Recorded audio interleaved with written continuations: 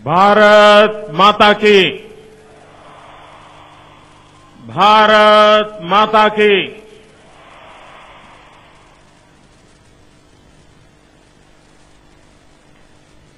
वाला गुजरातना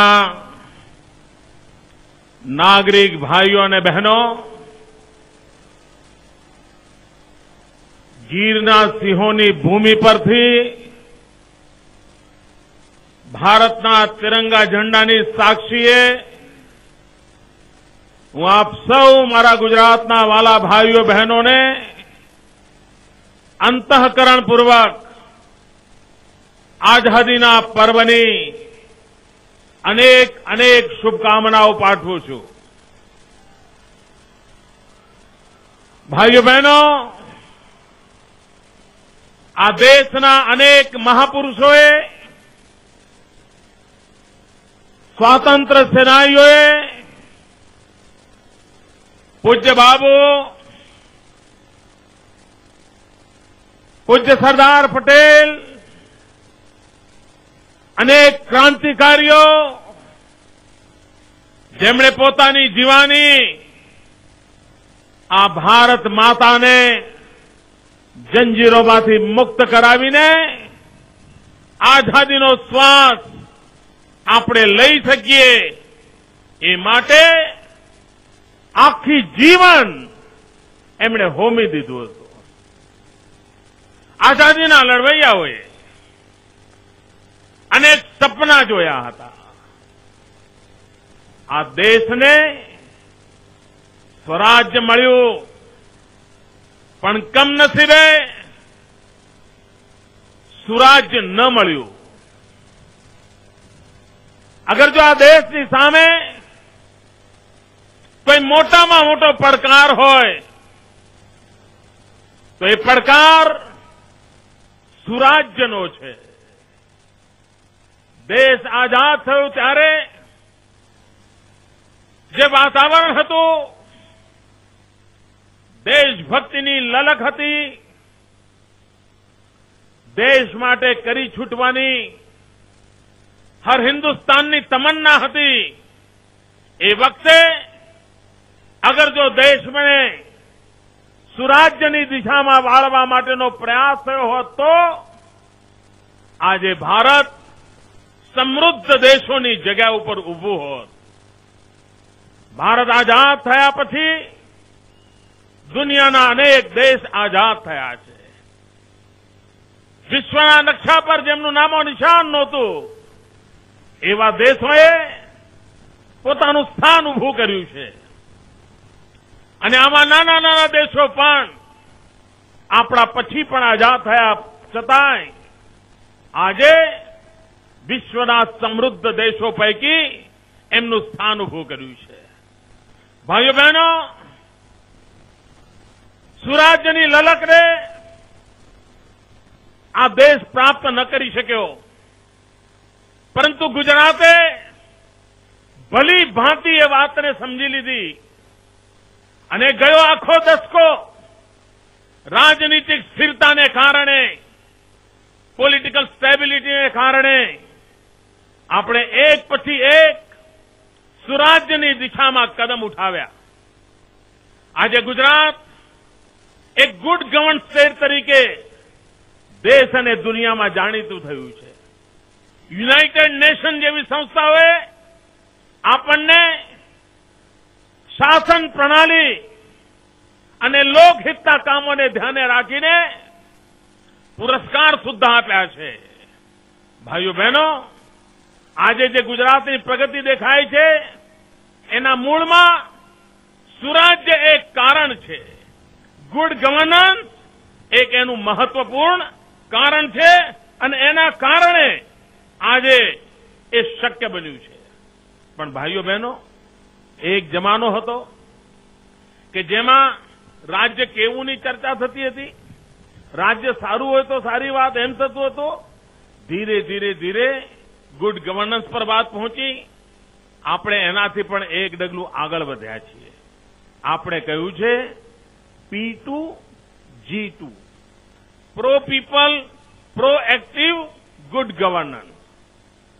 જ્યાં સુધી આવનારા સંકટોનો અંદાજ કરીને શાસન વ્યવસ્થાને સજાગ કરવામાં ના આવે, સક્રિય કરવામાં ના આવે, ત્યાં સુધી તો સરકારો માત્ર ફાયર બ્રિગેડનું કામ કરતી હોય છે. આપણે ફાયર બ્રિગેડનું કામ કરીને માત્ર સંતોષ માનનારી સરકાર નથી. આપણે આગોતરા આયોજન કરનારા લોકો છે. અને P2 G2 થિયરીને કારણે, pro people, proactive, good ગવર્નન્સને કારણે આજે ગુજરાતની એક આગવી શાખ ઉભી થઈ છે. આપણે ગુજરાતના વિકાસને 5 શક્તિઓના આધાર પર ઉભું કરવાનો જે ગયા 10 વર્ષથી પ્રયત્ન કર્યો છે, એના સુફળ મળ્યા છે. આપણે કહ્યું છે જલશક્તિ, જ્ઞાન શક્તિ, ઉર્જા શક્તિ, રક્ષા શક્તિ, જનશક્તિ. આ 5 એવા પિલર છે કે જે પિલર પર સમગ્ર રાજ્યની ભવ્ય ઇમારતનું નિર્માણ કરી શકાય. જ્ઞાન શક્તિને આપણે પ્રાથમિકતા આપી છે. આજે સમગ્ર સૌરાષ્ટ્રની તરફ નજર કરીએ. પહેલા અનેક તાલુકા એવા હતા કે જ્યાં વિજ્ઞાનની સ્ટ્રીમની શાળા નહોતી. આનાથી વધારે બીજું દુર્ભાગ્ય કયું હોઈ શકે? 50 વર્ષ આઝાદીના વીતી ગયા હોય, એના પછી ગુજરાતમાં અમારા માથે જવાબદારી આવી હોય, અને એ જયારે જવાબદારી સામે આવીને જોયું કે અનેક તાલુકા એવા છે કે જ્યાં વિજ્ઞાન પ્રવાહની શાળા નથી. જો વિજ્ઞાન પ્રવાહની શાળા ન હોય તો દીકરાઓ એન્જિનિયર કે ડોક્ટર ક્યાંથી બનશે? દીકરીઓને ભણવા માટેનો અવકાશ ક્યાંથી મળશે? રાજ્યને જરૂરત પ્રમાણે ડોક્ટરો, એન્જિનિયરો ક્યાંથી ઉપલબ્ધ થશે? પાયાના કામોની અંદર કચાશ રહી ગઈ અને એનું પરિણામે આવ્યું કે આપણને પારાવાર નુકસાન થયું. આપણે ગયા 10 વર્ષથી આવી અનેક ખામીઓને દૂર કરીને સુરાજ્ય દ્વારા પ્રત્યેકને શિક્ષણ પહોંચે, એને જોઈએ તે પ્રકારનું શિક્ષણ પહોંચે, એને ઉપયોગી થાય તેવું શિક્ષણ પહોંચે, એનામાં આત્મવિશ્વાસ પેદા કરે એવું શિક્ષણ પહોંચે, એ રોજગાર માટે થઈને સામર્થ્યવાન બને એવું શિક્ષણ પહોંચે, એ દિશામાં પ્રયાસ કર્યો છે.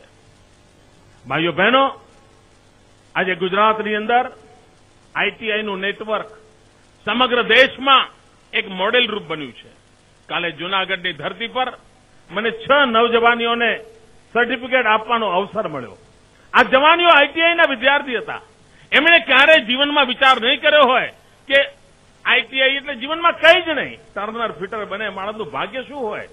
પરંતુ એમણે જોયું કે ગુજરાતની આઈટીઆઈમાંથી ભણેલા વિદ્યાર્થીઓને જર્મનીમાં કદર થાય.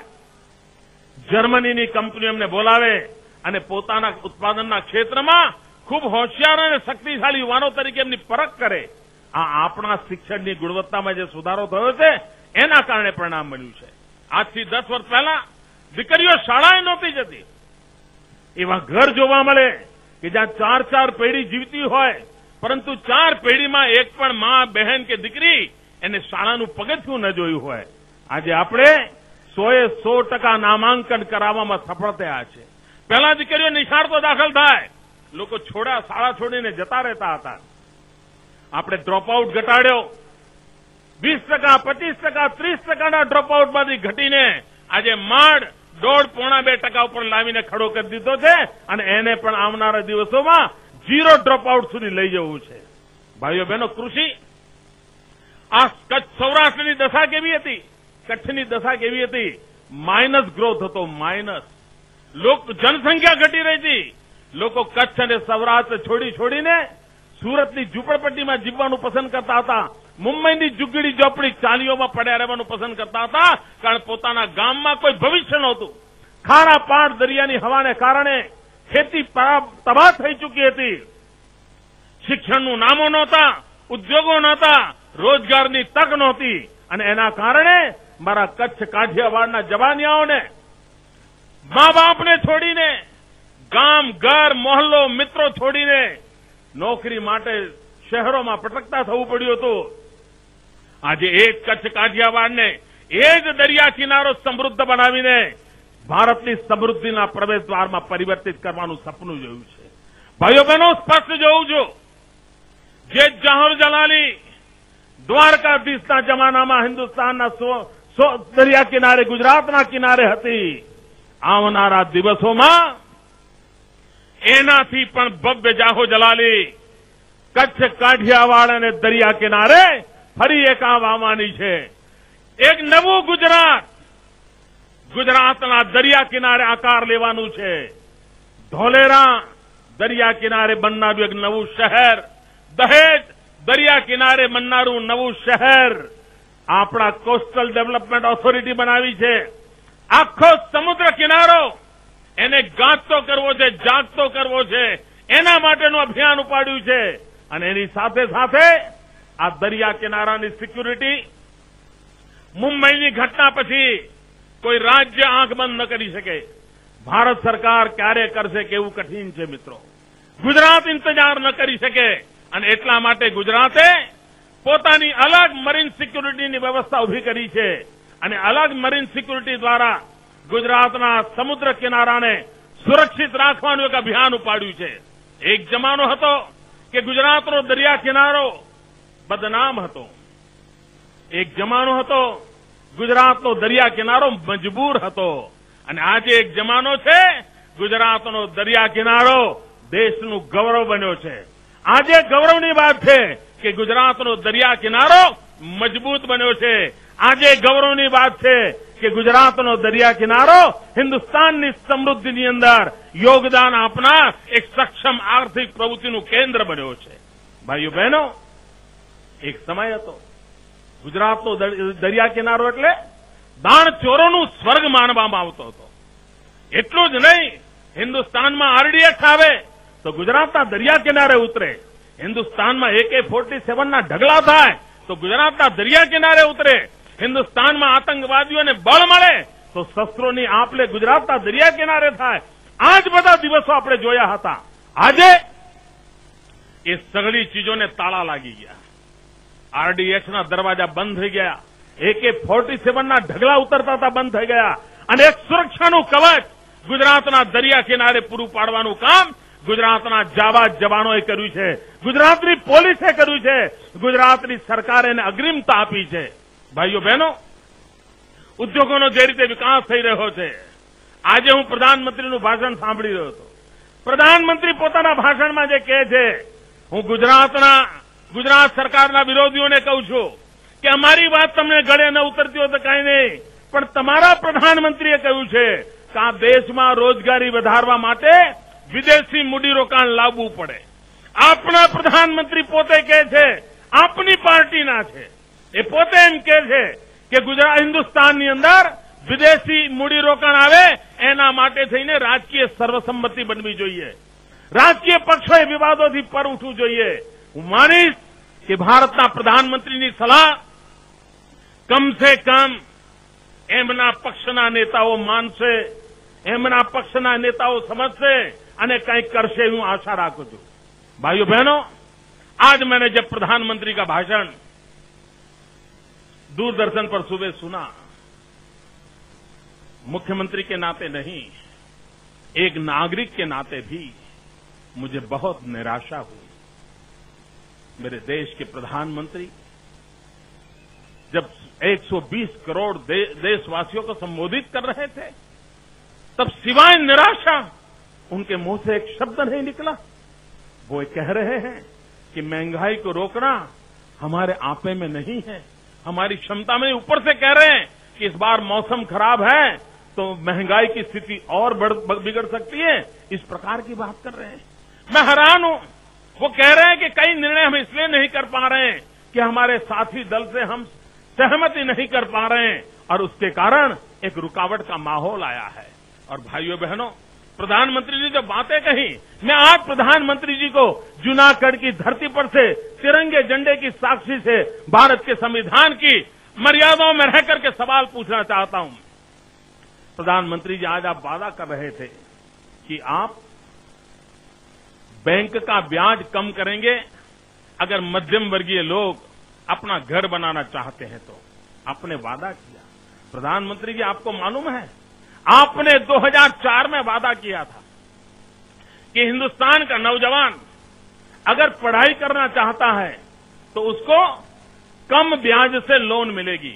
और आपने ये भी कहा था कि किसी भी नौजवान को अपनी कोई संपत्ति गिरवी नहीं रखनी पड़ेगी, वो सिर्फ अपना सर्टिफिकेट लेके आएगा, एडमिशन का लेटर लेके आएगा, उसको कम ब्याज से लोन मिलेगी। प्रधानमंत्री जी, आज 8 साल हो गए, एक भी नौजवान को बिना अपनी संपत्ति गिरवे रखे आपकी कोई भी बैंक लोन नहीं देती है।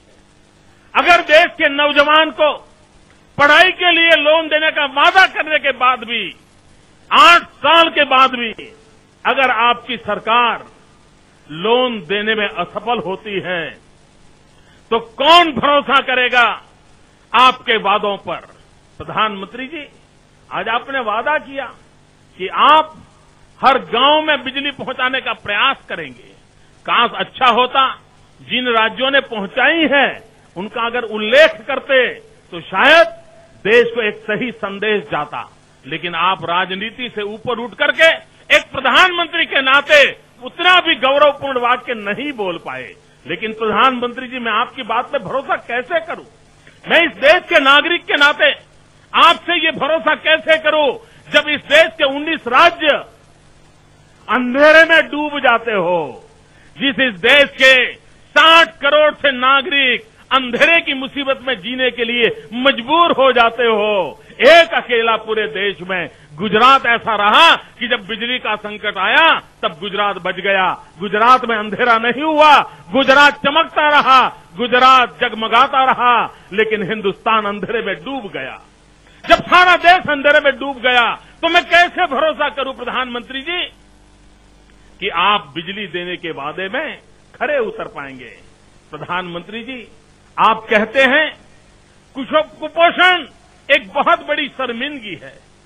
3-4 महीने पहले बड़े व्यथित हृदय से आपने देश के सामने अपनी भावना को प्रकट किया था। आज 15 अगस्त को लाल किले पर से क्या देश को आप कुपोषण के खिलाफ लड़ाई लड़ने का आह्वान नहीं करते थे?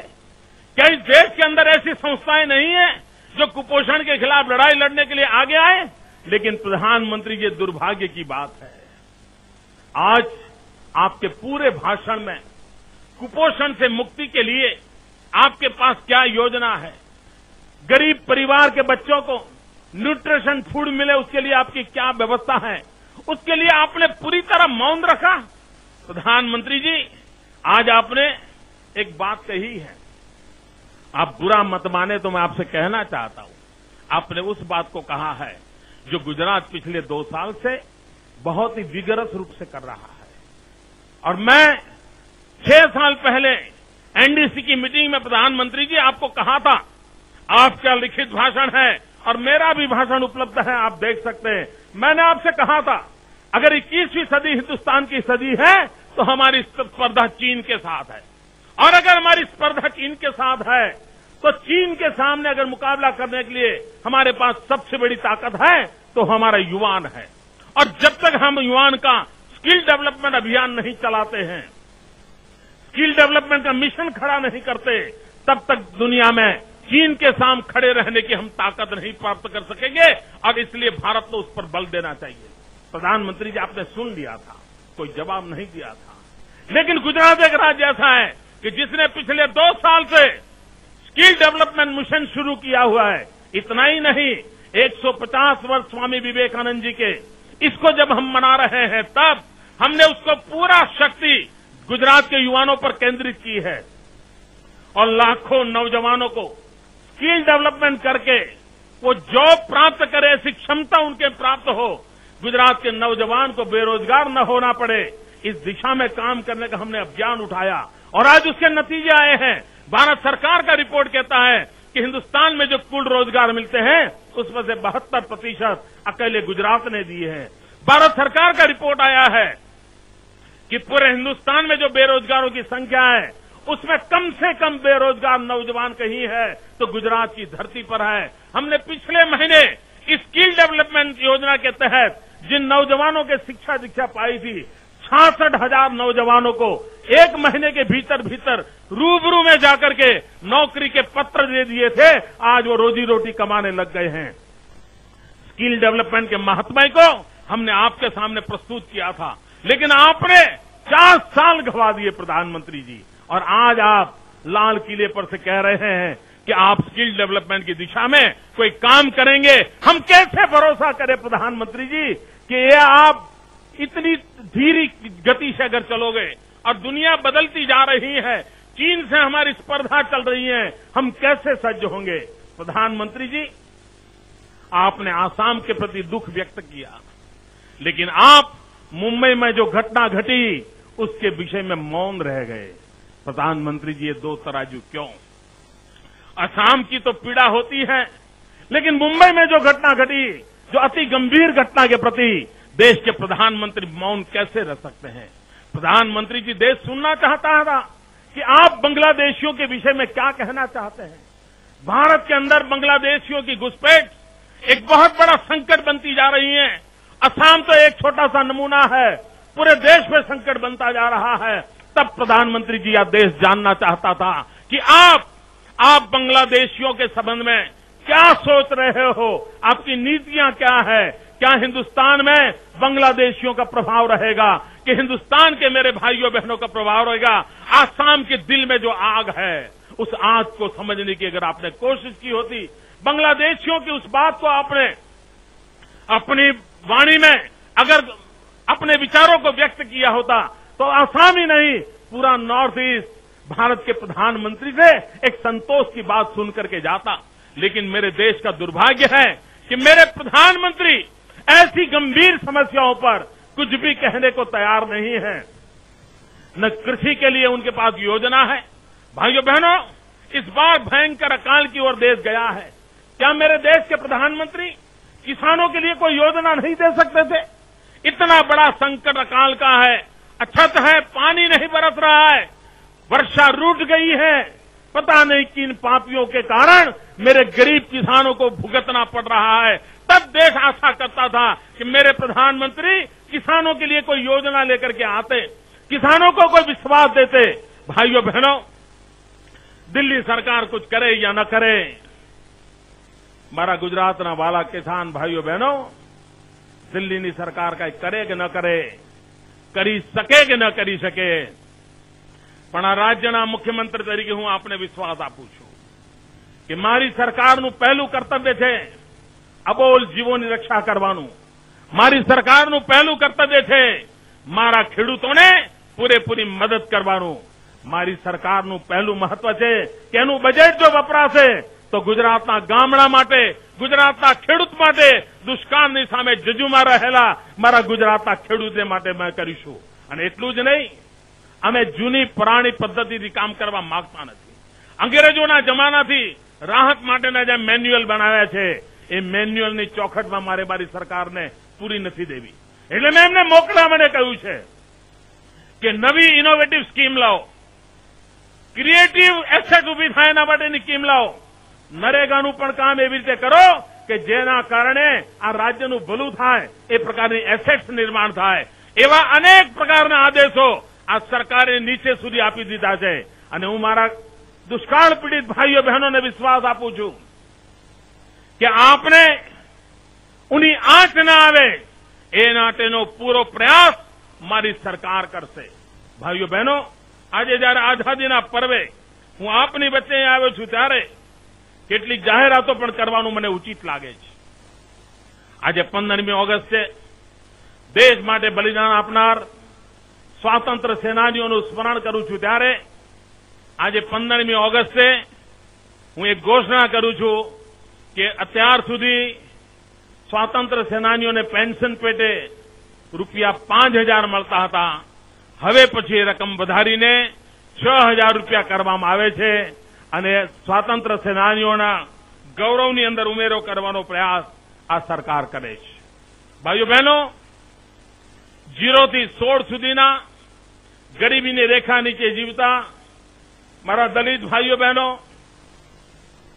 મારા આદિવાસી ભાઈઓ બહેનો, મારા બક્ષીપંચના ભાઈઓ બહેનો, મારા આર્થિક રીતે પછાત ભાઈઓ બહેનો, 0 થી 16 સુધીના બધા જ લોકોને का मकान આપવાનું કામ, का જમીન આપવાનું કામ આ રાજ્ય સરકારે ગરીબ કલ્યાણ મેળાઓ અંતર્ગત પૂરું કરી દીધું। લાખો લોકોને મકાનો અને જમીનના પ્લોટ આપવાનું કામ આ સરકારે કર્યું છે અને હિન્દુસ્તાનમાં સૌથી વધારે કામ કરવાનો યશ આ ગુજરાતને ભારત સરકારે આપ્યો છે. પણ ભાઈઓ બહેનો, અમે 0 થી 16 કરીને અટકવા માંગતા નથી. હિન્દુસ્તાનમાં કોઈ કરે કે ન કરે, પરંતુ અમે નક્કી કર્યું છે કે 17 થી 20 ગરીબીની રેખા નીચે જીવનારા જે પરિવારો છે, એ 17 થી 20 નીચે રહેનારા 4 લાખ કરતા વધારે કુટુંબોને એમને ઘરનું ઘર મળે, જમીનનો પ્લોટ મળે. આવતીકાલથી એ યોજનાનો આરંભ થશે અને પહેલા હપ્તાની રકમ આવતીકાલથી જ આ ગરીબ પરિવારોના હાથમાં મૂકી દેવામાં આવશે.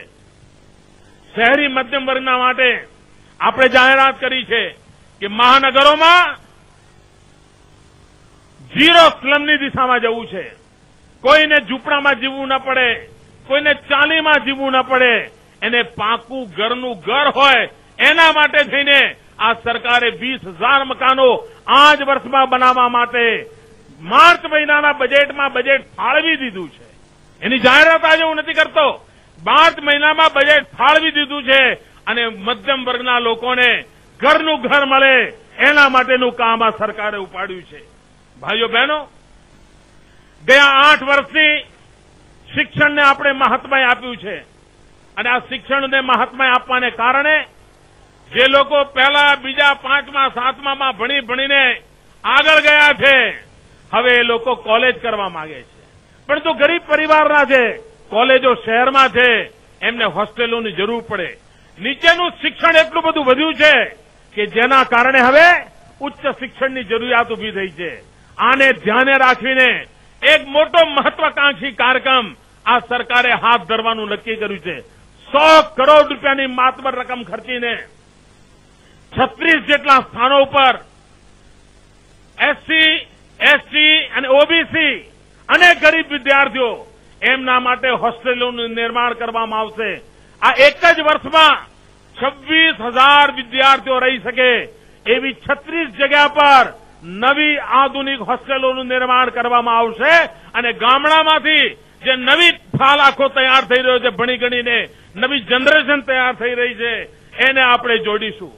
ભાઈઓ બહેનો, આ વર્ષ આપણે સ્વામી વિવેકાનંદજીની 150મી જયંતિ ઉજવી રહ્યા છીએ.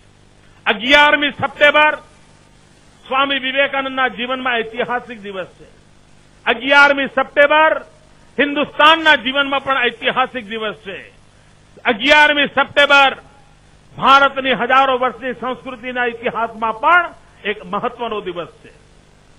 9/11 11 સપ્ટેમ્બરના રોજ 1893માં સ્વામી વિવેકાનંદજીએ અમેરિકાની અંદર વિશ્વ ધર્મ પરિષદની અંદર ભાષણ કર્યું હતું અને એ ભાષણને કારણે એ દિગ્વિજય દિવસ તરીકે મનાવવામાં આવ્યો અને સમગ્ર વિશ્વને હિન્દુસ્તાનના એક 32 વર્ષના સંન્યાસીએ પોતાનામાં આકર્ષી લીધો અને હિન્દુસ્તાનની આ મહાન પરંપરા તરફ આકર્ષી લીધો. આ 11મી સપ્ટેમ્બરનું સ્વામી વિવેકાનંદના જીવન સાથે જોડાયેલું ઇતિહાસનો એક અણમોલ ઘટના છે. એને ધ્યાને રાખીને ગુજરાત સરકારે યુવા વર્ષ બનાવવાનું નક્કી કર્યું છે. ત્યારે આ સરકારે નિર્ણય કર્યો છે જેના કારણે અનેક માઓને પોતાના દૂધમલ છોકરાઓ ગુમાવવા પડે છે. હવે તો કમનસીબી દીકરીઓ પણ એ રવાડે ચડી છે અને મોટા પ્રમાણમાં જુવાન પેઢી એના કારણે ખતમ થઈ રહી છે. એ રોગ છે ગુટકા ખાવાનો રોગ, ગુટકા ખાવાની ટેક. અને ગુટકા બદામ કરતા મોંઘા હોય છે, બદામ કરતા. બજારમાંથી કોઈને બદામ લાવવાનું કહીને કહીએ કે ખાઓ તો આપણને કહે કે મોંઘવારીમાં બદામ પોસાય નહીં. પણ જે લોકો ગુટકા ખાય છે એ ગુટકાના પૈસાનો હિસાબ લગાવો તો એ બદામ કરતા પણ મોંઘા હોય છે. ભાઈઓ બહેનો, ગુજરાતની નવજવાન પેઢીને મારે બચાવવી છે. ગુજરાતના નવજવાનોને કેન્સરના ભયંકર રોગોથી બચાવવા છે અને એટલા માટે આ ગુજરાત સરકારે ગુટકા પર સંપૂર્ણ પ્રતિબંધ મૂકવાનો નિર્ણય જાહેર કરે છે. અને 11મી સપ્ટેમ્બર જ્યારે સ્વામી વિવેકાનંદજીના શિકાગોના ભાષણની યાદગીરીનો દિવસ છે, એ દિવસે એનો સંપૂર્ણપણે અમલ થશે. 11 સપ્ટેમ્બર પહેલા નવો માલ કોઈ લે નહીં, જૂનો માલ સંગ્રહ નહીં અને કોઈને પણ એવો બધો બંધાણી હોય તો એના આગામી 15-20 દિવસમાં આ બંધાણીને બંધારણમાંથી મુક્ત થવા માટે અવસર મળે, એ કંઈ ખોટું ન કરી બેસે એટલા માટે 11મી સપ્ટેમ્બરે 100% એની અમલવારી કરવામાં આવશે અને ગુજરાતના નવજવાનોને બચાવવાની દિશામાં આ રાજ્ય સરકારનો પ્રયત્ન જારી રહેશે. ભાઈઓ બહેનો, કુપોષણ સામે આપણે લડવું છે, જનભાગીદારીથી લડવું છે. આગામી ગણેશ ચતુર્થીથી એક જનભાગીદારીનું આંદોલન ઉપાડીએ. એક તરફ દુષ્કાળ પીડિતોની સેવા કરીએ, બીજી બાજુ કુપોષણની અંદર કોઈ માતા હોય, કોઈ સગર્ભા માતા હોય, જનભાગીદારીથી, જન આંદોલનથી, સેવાભાવથી આ બધા લોકોના કુપોષણમાં આપણે ભાગીદાર બનીએ, સરકારની યોજનાઓમાં પૂરક બનીએ અને આવતીકાલની ગુજરાતને સમૃદ્ધ બનાવવાની દિશામાં કામ કરીએ. ભાઈઓ બહેનો, આ ગુજરાતની સરકાર નવજવાનોના ભાગ્યને ઘડવા માટેનો સમય ખર્ચી રહી છે. આ ગુજરાતની જનતા, મારી માતાઓ બહેનો સન્માનપૂર્વક જીવે એના માટે સમય ખર્ચી રહી છે. આ ગુજરાતની સરકાર એસસી એસટીના ભાઈઓ ગૌરવભેર ભણી ગણીને સ્વમાનભેર જીવતા થાય અને સમાનતા સાથે જીવતા થાય એના માટેનું અભિયાન લઈને ચાલી રહી છે. અને તિરંગા ઝંડાની સાક્ષીએ સંવિધાને જે આપણને કામ સોંપ્યું છે એ કામની પૂર્તિનો પ્રયાસ પૂર્ણ કરવા માટેનો એક મક્કમ નિર્ધાર સાથે આગળ વધી રહ્યું છે, પૂરા આત્મવિશ્વાસ સાથે. અરે નિરાશાનું નામો નિશાન ન હોય મિત્રો. સંકટો આવતા હોય છે, અરે સંકટોને પાર કરવું એનું જ નામ શક્તિ હોય છે. અમે શક્તિના આરાધકો છીએ અને આ ગુજરાત મહાશક્તિમાન બને એ સંકલ્પ લઈને ચાલનારા લોકો છીએ. હું ગુજરાતની જનતાને વિશ્વાસ આપું છું, આવતીકાલ વધારે ઉજળી છે. હું ગુજરાતની જનતાને વિશ્વાસ આપું છું, આવતીકાલ વધુ વિકાસવાળી છે. હું ગુજરાતની જનતાને વિશ્વાસ આપું છું, આવતીકાલ વધારે સુખ અને સમૃદ્ધિની છે. આવતીકાલ વધારે શાંતિ અને સદભાવનાની છે. એ સંકલ્પ સાથે આપ સૌ મારી સાથે બોલજો, ભારત માતા કી, ભારત માતા કી, ભારત માતા કી, વંદે વંદે વંદે.